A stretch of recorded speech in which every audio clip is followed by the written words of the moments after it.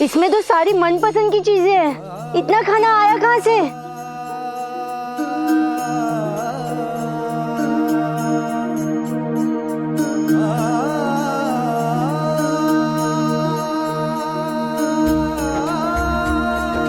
साई, मैंने सोचा कि आपने मेरे लिए कुछ नहीं किया, लेकिन आपने तो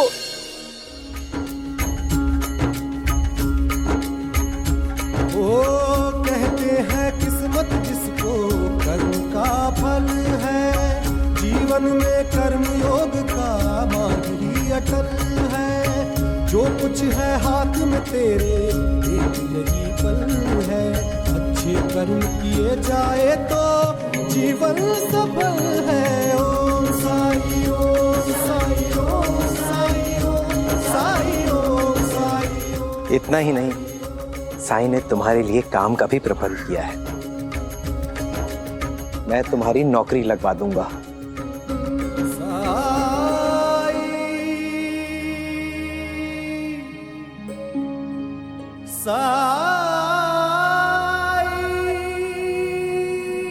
मैं इसका हकदार नहीं हूं साईं। मैंने जो भी किया है उसके लिए तो मुझे सजा मिलनी चाहिए। तुलसीदास, तुमने गलती की तो तुम्हें उसका एहसास भी तो हुआ है। तुम ये समझ गए हो कि मजबूरी कितनी भी बड़ी क्यों ना हो, गलत काम उसका समाधान नहीं हो सकता है। जो गलत करोगे तो उसका परिणाम भुगतना ही होगा। जो ये नहीं समझता उसे एक ना एक दिन पछताना ही पड़ता है।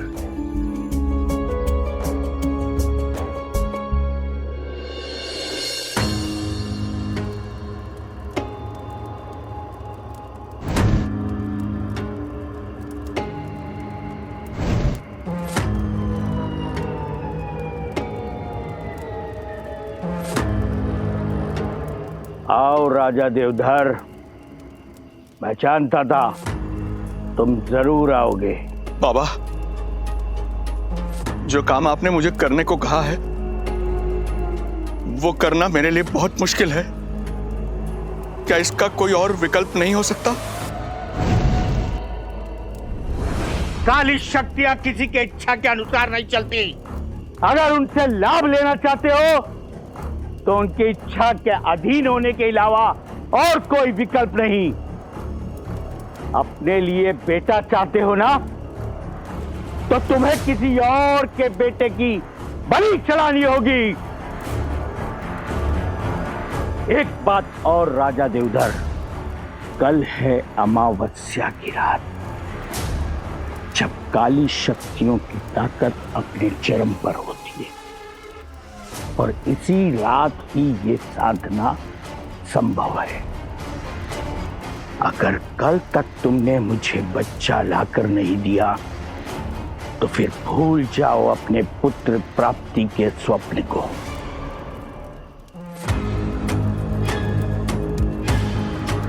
क्योंकि अगली अमावस्या तक रानी ने बेटी को जन्म दे दिया होगा।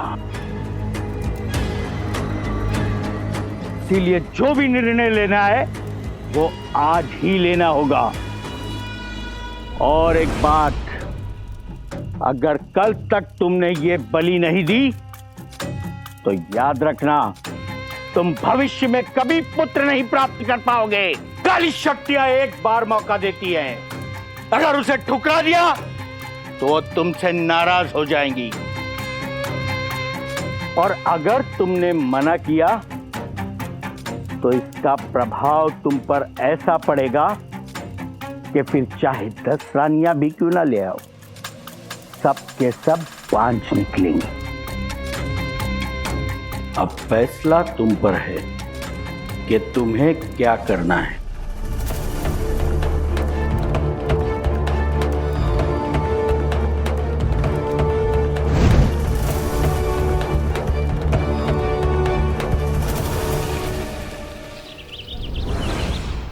बेटा कुछ नहीं होगा, बेटा साईं है ना, साईं मेरे बेटे की मदद कीजिए। कहाँ है साईं आप? अरे भगवान, इसके गले में सिक्का अटक गया और साईं भी नहीं है। अब मैं क्या करूं? हे भगवान। ये बेटा, मैं कोशिश करता हूँ। हाँ,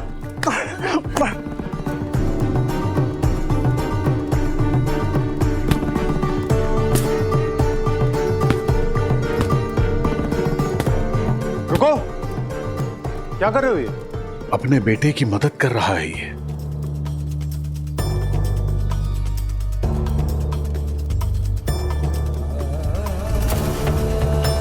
साईं,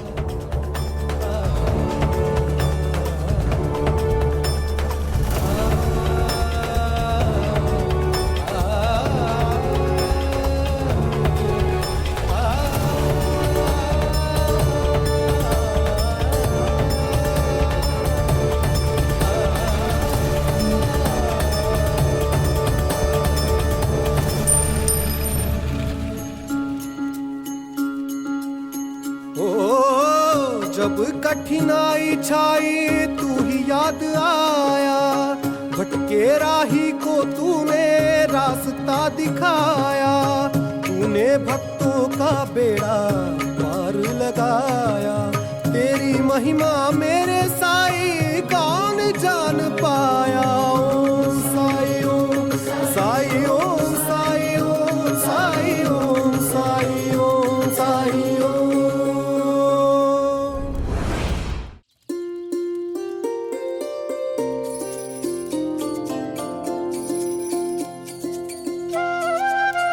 इस बच्चे ने सिक्का निकल लिया था जो इसके गले में चाट कर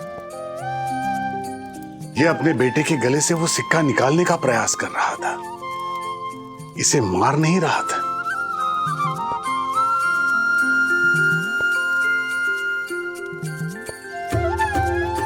क्षमा कीजिए साईं, मुझसे समझने में गलती हो गई। बेटा, खेलते वक्त बहुत ध्यान से खेलना चाहिए। अगर यह सिक्का तुम्हारी सांस की नली में अटक जाता तो तुम्हें सांस लेने में तकलीफ होती और बहुत नुकसान हो जाता। लो, राम जी भला करे। जाओ।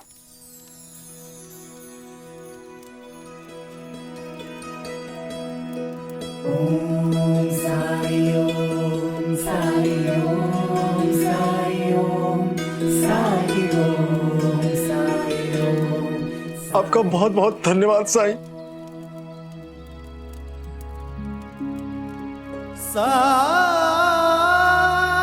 चलता हूं साईं। चल बेटा।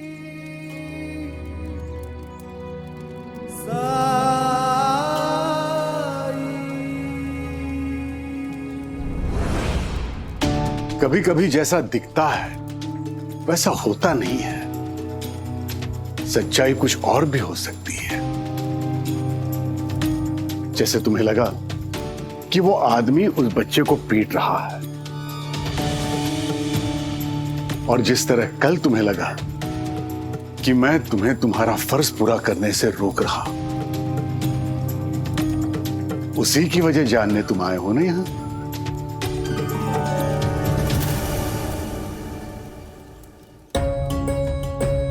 विष्णु, मैं तुम्हारी कर्तव्य परायणता की सराहना करता हूं। तुम एक ईमानदार इंसान हो और तुम्हारी नजर में राजा देवधर अंग्रेजों से भागे हुए हैं, लेकिन फर्ज से बढ़कर सही गलत भी होता है विष्णु। पुलिस वाले का काम है जनता की सुरक्षा, इसलिए तुम्हारा यह भी तो फर्ज है कि किसी को पकड़ने से पहले तुम उसके बारे में पूरी सच्चाई जानो। इसलिए तुम्हें देवधर के बारे में पता करना चाहिए। वो बुरे इंसान नहीं है, राज्य से भागना उनकी मजबूरी थी। अंग्रेज सरकार का बनाया हुआ एक गलत कानून है जो बेटों और बेटियों में भेदभाव करता है। उसके अनुसार सगा बेटा ही राज्य का उत्तराधिकारी बन सकता है, नहीं तो राज्य अंग्रेजों के अधीन हो जाता है। और इसी नियम के कारण राजा देवधर को भागना पड़ा, इस उम्मीद में कि कोई चमत्कार हो और उनकी पत्नी इस बार बेटे को ही जन्म दे।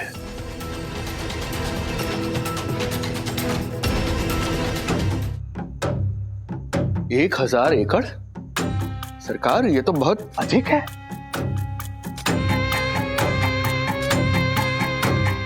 अधिक है?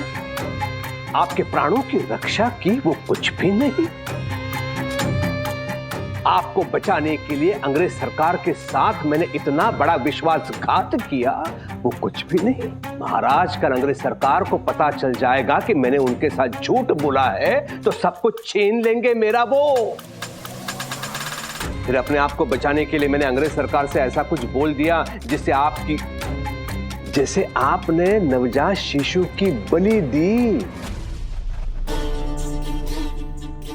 और यह भी तो हो सकता है कि आपके बलि वाली बात मैं अंग्रेज सरकार को जाकर बोल दूं। सरकार? नहीं बताऊंगा क्योंकि मैं जानता हूं राजन। और आप भी जानते थे कि आप कभी भी नवजात शिशु की बलि चढ़ने नहीं देंगे, और वो भी उस घर के दिए की बलि जिस घर ने आपको शरण दी।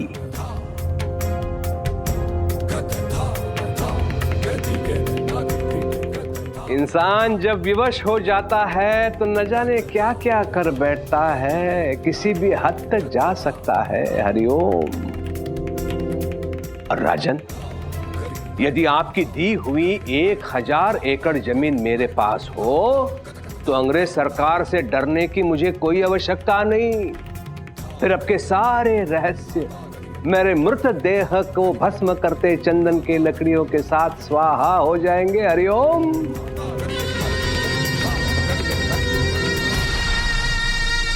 और महाराज, क्या रखा है इन सब में? क्या लेकर आए थे, क्या लेकर जाएंगे?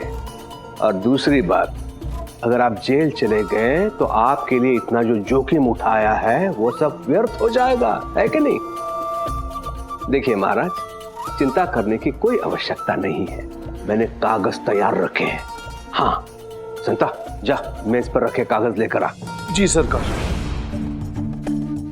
बस आप हस्ताक्षर कर दीजिए, उतना ही कष्ट लेना है आपको। हाँ, बैठिए। कलम। महाराज बैठिए, बैठ जाइए, शांति से बैठ जाइए। किसी को कुछ पता नहीं चलेगा। यहां आपको हस्ताक्षर करने हैं। लीजिए लीजिए।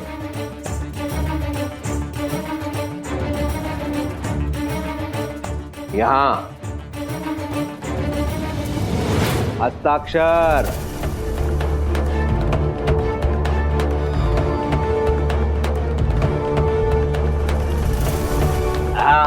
अभिनंदन।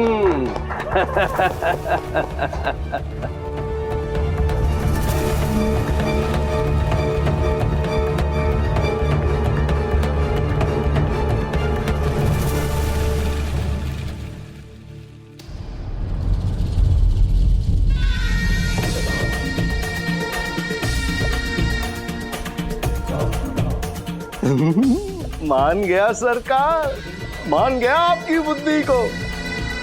ऐसी बुद्धि मैंने आज तक नहीं देखी। बैठे बिठाए 1000 एकड़ के मालिक बन गए आप। मैं तो कहता हूँ सरकार, लगे हाथ महाराज देवधर के सारे हीरे जवाहरात भी ले लीजिए आप। हाँ। गधा कहीं का, सोने का अंडा देने वाले मुर्गी को झट से काटने वाले तेरे जैसे मूर्ख होते हैं। महाराज देवधर से तो बहुत सारे उपहार आगे लेते ही रहेंगे, लेकिन अभी बारी है उस फकीर को मिट्टी में मिलाने की। क्या करना है ध्यान से सुन। गांव में जाकर ये सबको बता दो कि आज अमावस की रात है, काला जादू अपने चरम पर है, और आज ही वो फकीर गांव से चला गया है, और आज ही मालसापति के घर से बच्चा चुराया गया है। अर्थात जानबूझकर फकीर गांव से चला गया ताकि वो बच्चा चुरा सके। किसी की मदद लेकर उसने बच्चा चुराया है बलि देने के लिए। और सबको बता दो, आज तक वो फकीर यही करता आया है। लेकिन आज कुलकर्णी सरकार प्रमाण लेकर आएंगे और सबके सामने उसका असली रूप दिखाएंगे। ये खबर हर व्यक्ति तक पहुंचनी चाहिए, विशेषकर मालसापति और उसके परिवार तक। मैं प्रमाण लेकर पहुंचूंगा। आज तक मेरा जितना अपमान हुआ है उसका प्रतिशोध हरिओम।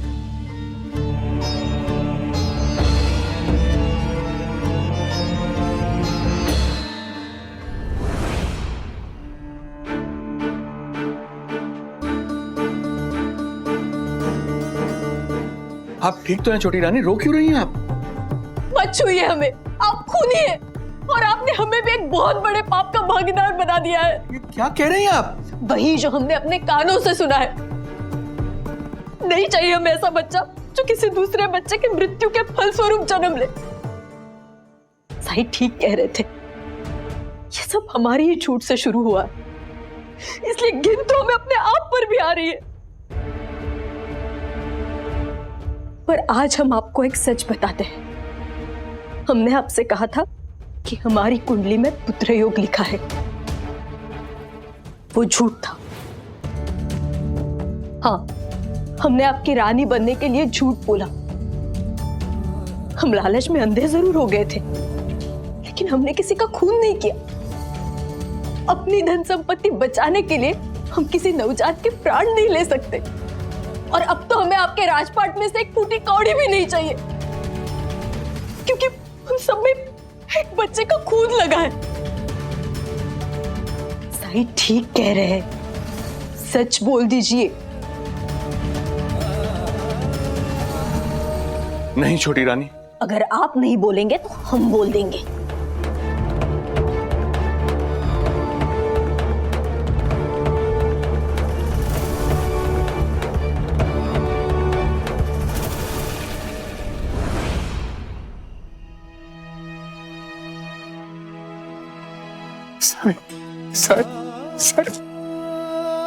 सही मेरा नाती से।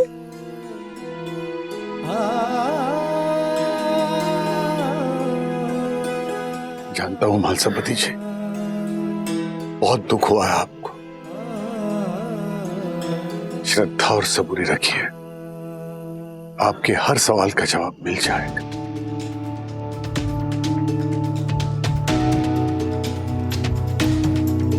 लेकिन अभी एक जरूरी काम है, किसी को आप सबकी मदद की जरूरत पड़ने वाली है। साई, मुझे मेरा बच्चा चाहिए। मैं अभी किसी की मदद करने के बारे में सोच भी नहीं सकती हूँ। ठीक कहा तुमने बेटे, तुम्हें आराम की जरूरत है। तुम बाईजामा के घर जाकर आराम करो, बाकी सब मेरे साथ चलो। मैं बाईजा काकी के यहाँ पे भी नहीं जाना चाहती। मुझे मेरा बच्चा वापस चाहिए।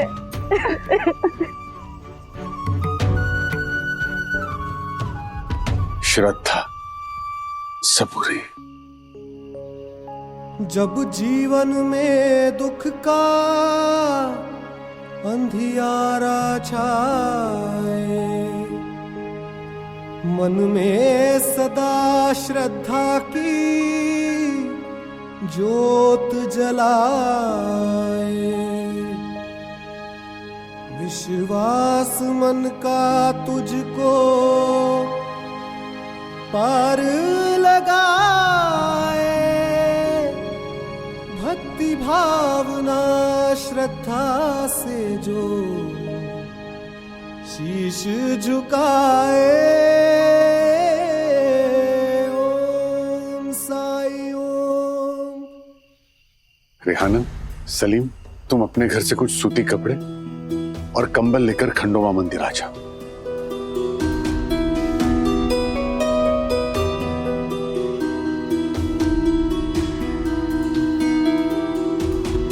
जी साईं।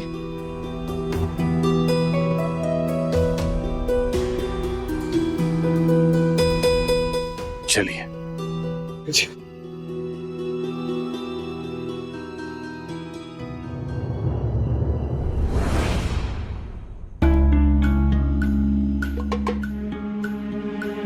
अरे रुक जाइए रानी साहिबा, कहाँ जा रही हैं आप तो अपना विवेक खो रही है। अरे भूल हो जाती है इंसान से। आप नहीं जानते कि महाराज ने।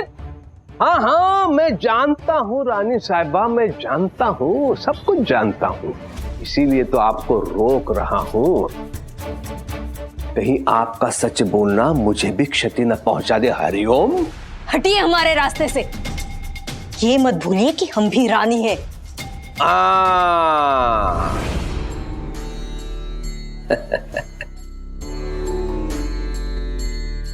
आप हमारी अतिथि हैं, आप मेरे घर में हैं, और दूसरी बात आप ऐसी स्थिति में नहीं है कि किसी झगड़े में पड़े हैं। राजा देवधर को मैं रोक सकता हूं, तो आप तो केवल मेरे लिए एक महिला है, महिला। कुलकर्णी सरकार,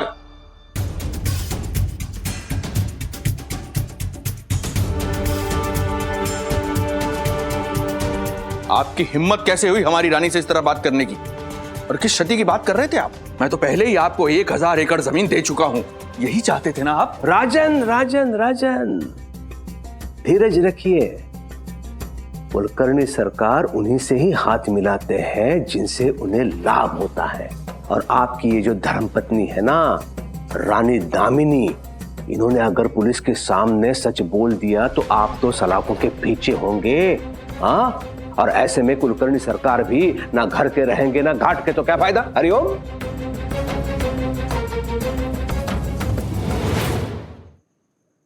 विष्णु ने तुम्हारी खबर अंग्रेज सरकार तक नहीं पहुंचाई थी। फिर किसने कहा? कौन है ऐसा जिसके पास तुम्हारी खबर और अंग्रेज सरकार तक पहुंच दोनों है?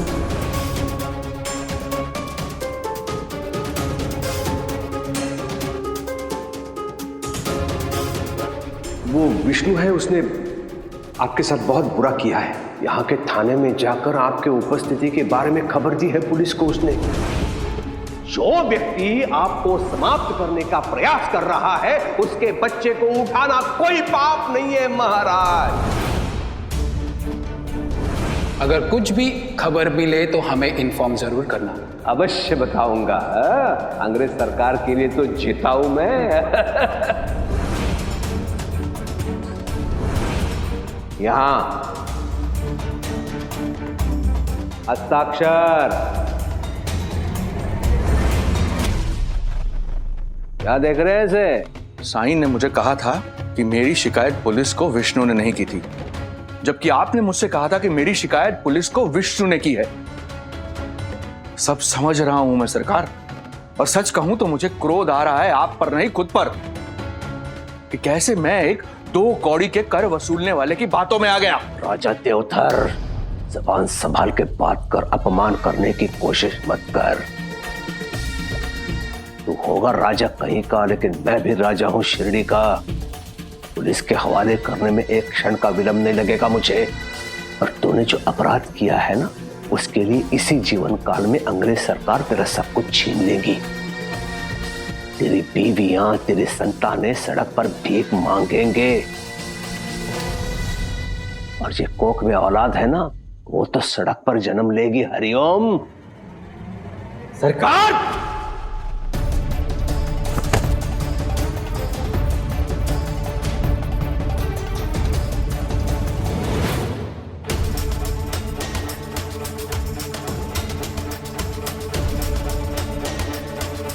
अच्छा हुआ जो इसने ज्यादा शोर नहीं किया। इससे पहले कि परिवार का कोई सदस्य आए, हमें यहां से निकलना होगा। आओ आओ जल्दी आओ।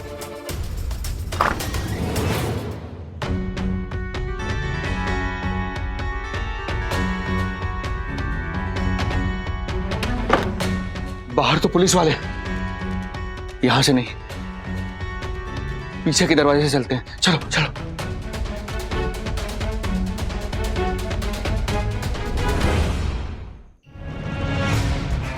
कहीं नहीं मिले राजा। इस गांव में तो नहीं दिख रहा है ये तुम्हारा राजा देवदार। चलो कुलकर्णी सरकार को जाकर बताते हैं कि अब हम पास के गांव में जाके उनको ढूंढते हैं। तब तक उन्हें यहाँ शिरडी में अलर्ट रहना होगा। चलो।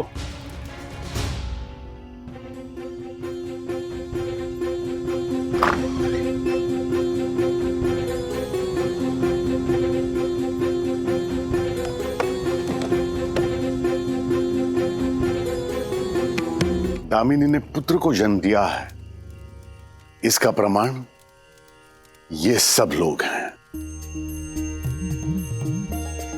साईं, मैं सोच रहा था कि आपने हम सबको यहां क्यों बुलाया। अब समझ आया, आप चाहते हैं कि हम गवाही दें। हाँ साहेब, हम सब बात है, हम सब साक्षी हैं कि रानी दामिनी ने एक पुत्र को जन्म दिया है। हाँ, हम सब औरतें प्रसूति के समय वहां उपस्थित थी। हमने देखा है, उन्होंने एक बेटे को जन्म दिया है। हाँ, यही सच है। जब पूरा गांव विटनेस है तो मैं कुछ नहीं कर सकता हूं।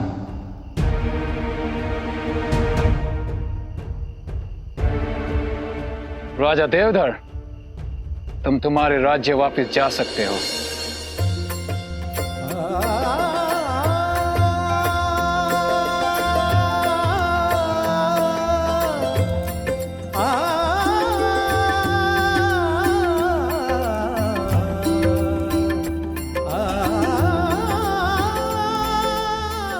मुझे माफ कर दीजिए साईं। देवधर, माफी मुझसे नहीं, भालसापति जी के परिवार से मांगो। मेरा ये पाप अक्षम्य है, लेकिन मुझे अपने पाप का प्रायश्चित करने का एक मौका दीजिए। साईं ने मुझे सब कुछ पहले ही बता दिया था। मेरा बच्चा सुरक्षित है, मुझे और कुछ नहीं चाहिए। मैं वीर के लिए कुछ करना चाहता हूं।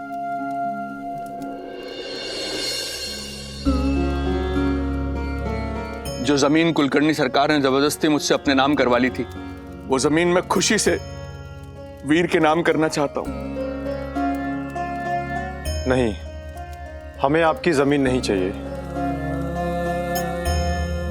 लेकिन हम यही चाहते हैं।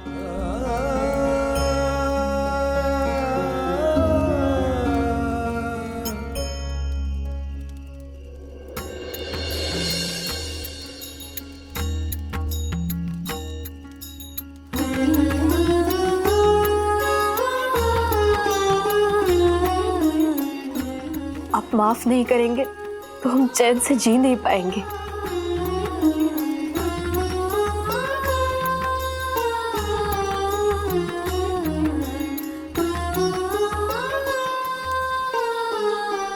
ठीक है, हमें मंजूर है।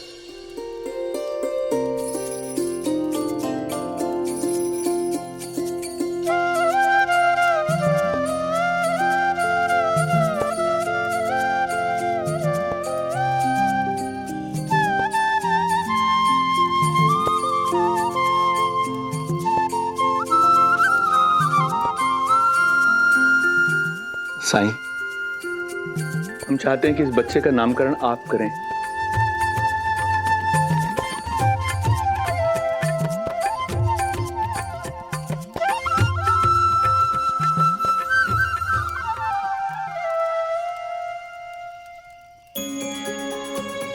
बहुत से लोगों की आस लगी थी इस बच्चे से। ये सबके जीवन में उम्मीद की किरण लेकर आएगा, और इसीलिए इसका नाम सूरज होगा।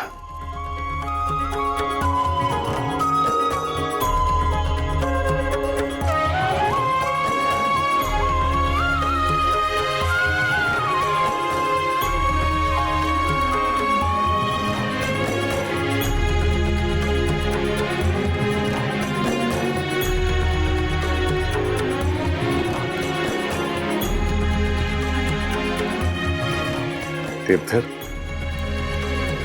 तुम एक राजा हो, किसी के भी बहकावे में आकर गलत काम मत करो।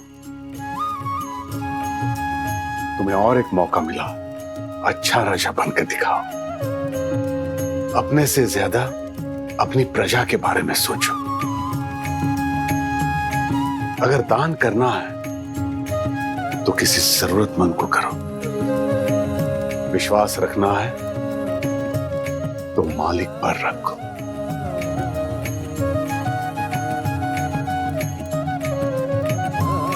साईं, अब से आपके दिखाए मार्ग पर चलना ही हमारा जीवन होगा।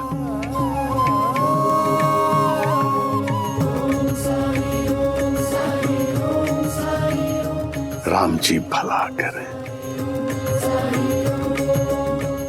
ओम साईं राम। साईं, मुझे बस एक ही बात का दुख है कि मैं काली बाबा को नहीं पकड़ पाया, क्योंकि मैं जानता हूं कि जब तक वो आजाद घूम रहा है, न जाने कितने मासूम बच्चों का जीवन असुरक्षित है। वो कहां है साईं?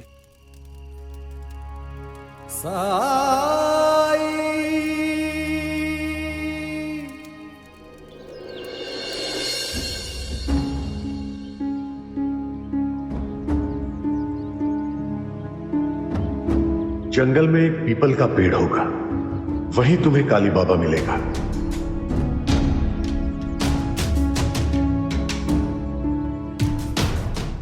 कोई है?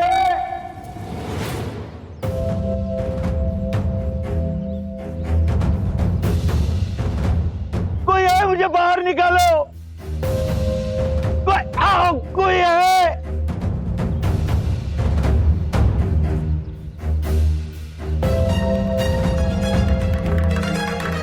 अच्छा, वहां आप आ गए। मुझ पर एक फकीर ने काला जादू कर दिया है। वो साईं ने मुझे यहां से बाहर निकालिए। वो खुद को मुक्त नहीं करा पाएगा, लेकिन तुम उसे अपने साथ ले जा पाओगे। मुझे यहां से बाहर निकालिए।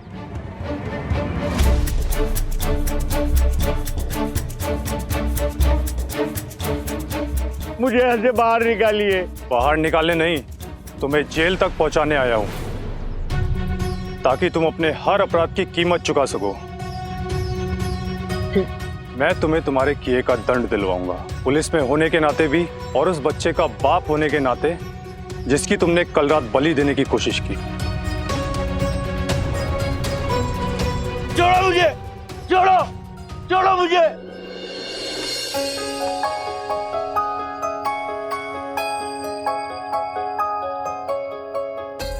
अपनी इच्छाओं के बहकावे में आकर गलत राह पर निकल पड़ना किसी भी मनुष्य के लिए कठिन नहीं होता, लेकिन यह नहीं भूलना चाहिए कि कर्म और उनका फल हमें जरूर मिलता है। गलत राह पर चल के अगर कभी कुछ पाप ही लिया तो एक दिन उनका भुगतान भी करना पड़ेगा, ये नहीं भूलना चाहिए। किसी भी परिस्थिति में अपनी अच्छाई और सच्चाई नहीं छोड़नी चाहिए। बाकी अल्लाह मालिक।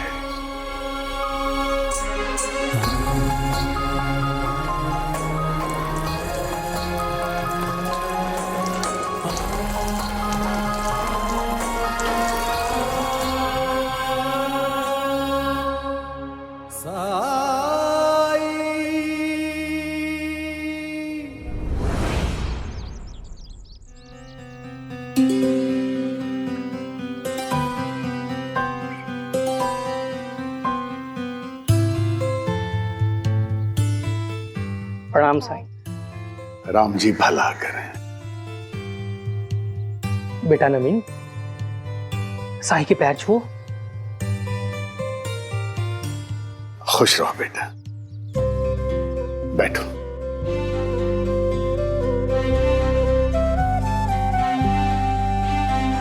तो तुम नासिक से आए हो? जी साईं, मेरे बाबा आप पर बहुत आस्था रखते थे। वो अपने हर सुख दुख में आपका स्मरण किया करते थे। उनका कोई भी काम आपका नाम लिए बिना शुरू नहीं होता था। उनको देख देख कर मुझे भी आपके प्रति अपार श्रद्धा विकसित हो गई। नवीन, पानी दो भाई को बेटा।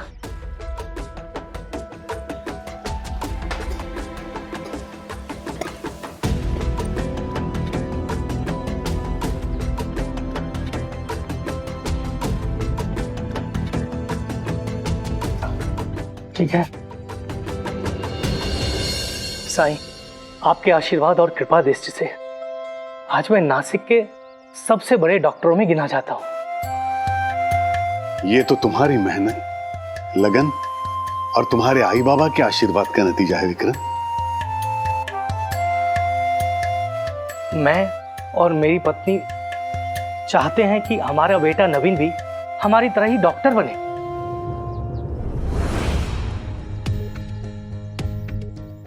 और नवीन क्या चाहता है? मैं अपने बाबा की इच्छा पूरी करना चाहता हूँ। वो चाहते हैं मैं डॉक्टर बनूं, तो मैं वही बनूंगा।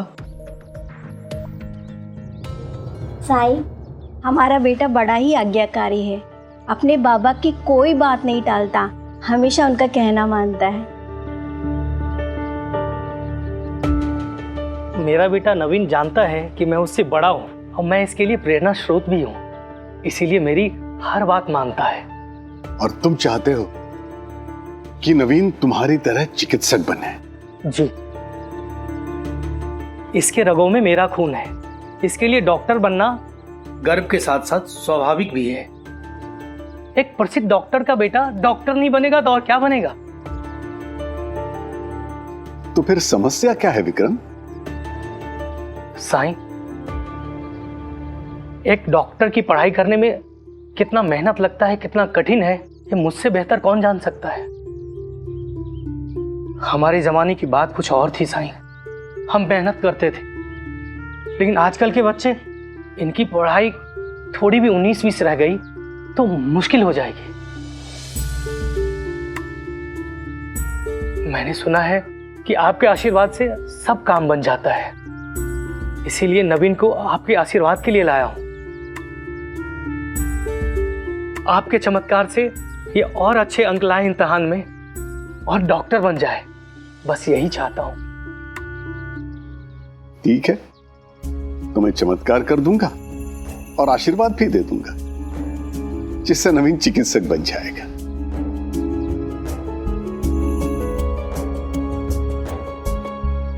लेकिन उसके लिए तुम्हें मेरा एक काम करना होगा। जी साईं, बस आदेश कीजिए। तुम दोनों यही आराम करो, और विक्रम जी, तुम मेरे साथ चलो। जी साईं।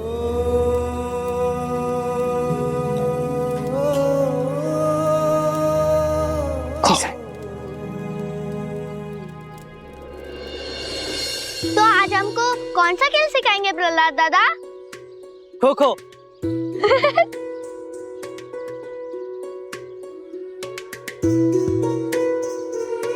हंस क्यों रहे हो?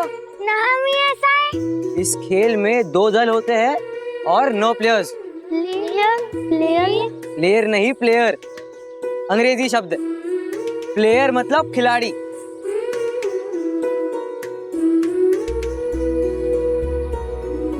प्रहलाद दादा, हमारे लिए तो अंग्रेजी काला अक्षर भैंस बराबर है। क्यों? तुम्हें पाठशाला में ABCD तो सिखाते हैं ना? प्रहलाद दादा, हम पाठशाला जाते ही कहाँ हैं? हमारे आई पापा कहते हैं उनके पास पैसे नहीं है। श्रीकांत अध्यापक जी कभी कभी हमें मुफ्त में पढ़ाते, लेकिन अभी तक हमने गिनती ही सीखी है।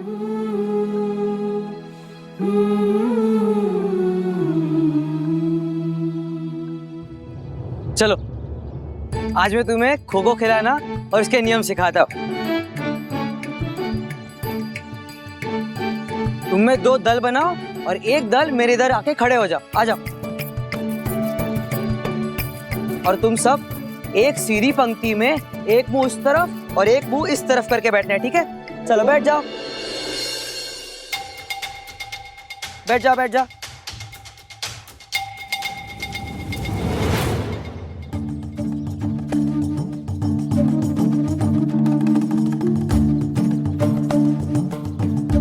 तो उस दल में से एक खिलाड़ी यहाँ भागेगा और हम सब मिलकर उसको बात करेंगे, ठीक है? और मैं किसी भी जगह आकर उधर बैठ सकता हूँ, तुम्हें खो दूंगा, तुम्हें भागना है। हाँ, आजा।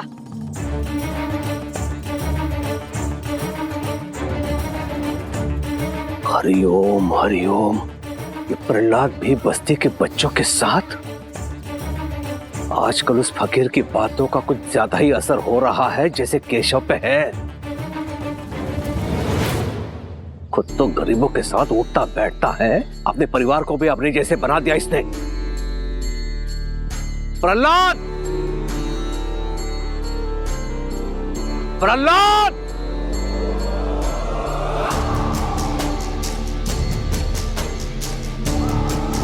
एक बार मैंने भूल की थी केशव को सही समय पर ना रोकने की, लेकिन इसे यही रोकना होगा, नहीं तो ये भी हाथ से जाएगा। हरिओम।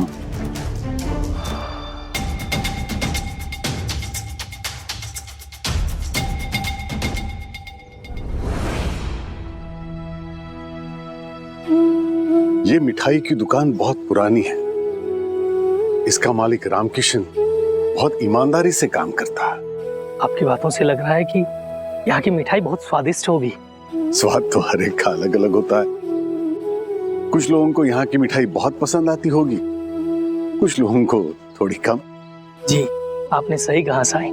वैसे मेरे बाबा भी हलवाई थे, बहुत अच्छे हलवाई। प्रणाम साईं। राम जी भला कर। कैसे हो रामकिशन? बस आपकी कृपा से सब कुशल मंगल। पर साईं, आज आप मेरी दुकान पे? तुमसे थोड़ी मदद चाहिए। जी बोलिए ना साईं। मेरे साथ ये नासिक के बहुत बड़े चिकित्सक हैं, विक्रम जी। क्या तुम एक दिन के लिए अपनी दुकान इन्हें चलाने के लिए दे सकते हो? ये आप कैसी बात कर रहे हैं साईं? मुझे हलवाई की दुकान चलानी नहीं आती। मैं कैसे चलाऊंगा? क्यों चलाऊंगा मैं? अभी अभी तो तुमने कहा कि तुम्हारे पिताजी हलवाई थे। हाँ। मतलब ये काम तो तुम्हारे खून में है, तुम आसानी से कर लोगे। मैं समझा नहीं साईं। आपने कहा था कि चमत्कार करेंगे, आशीर्वाद देंगे, जिससे मेरा बेटा नवीन डॉक्टर बन जाएगा।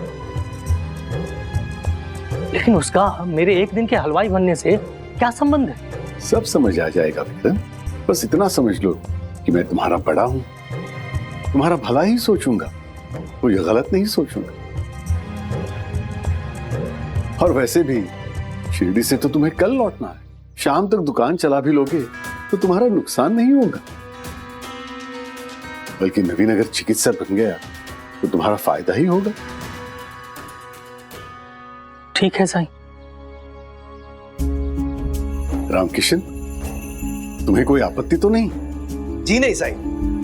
मेरी जगह यदि ये आज दुकान संभाल लेंगे तो मुझे कोई परेशानी नहीं है।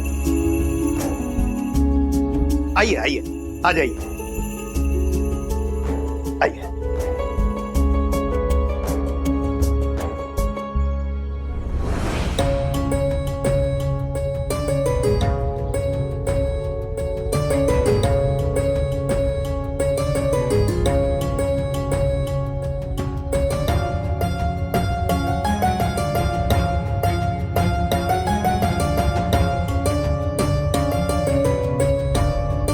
विक्रम, तुम्हें आज के लिए इस दुकान की जिम्मेदारी उठानी है और तुम मुझे इसमें से 5 रुपए कमा के दो तो मैं चमत्कार करूंगा और तुम्हें आशीर्वाद भी दूंगा और फिर नवीन चिकित्सक बन जाएगा। ठीक है साईं। शाम को मिलता हूं तुम्हें विक्रम, तुम्हारे सभी सवालों के जवाबों के साथ। मन में साई के क्या है कौन जान पाए। ओम साई ओम।